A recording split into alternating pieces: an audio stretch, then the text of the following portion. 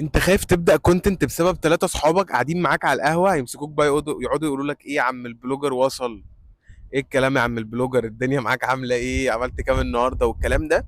وانا عايز اقول لك يعني ارمي الكلام ده كله في الباسكت وابدا من الان اصنع كونتنت، لان اللي مش هيظهر على السوشيال ميديا مش هيعرف يوصل للناس.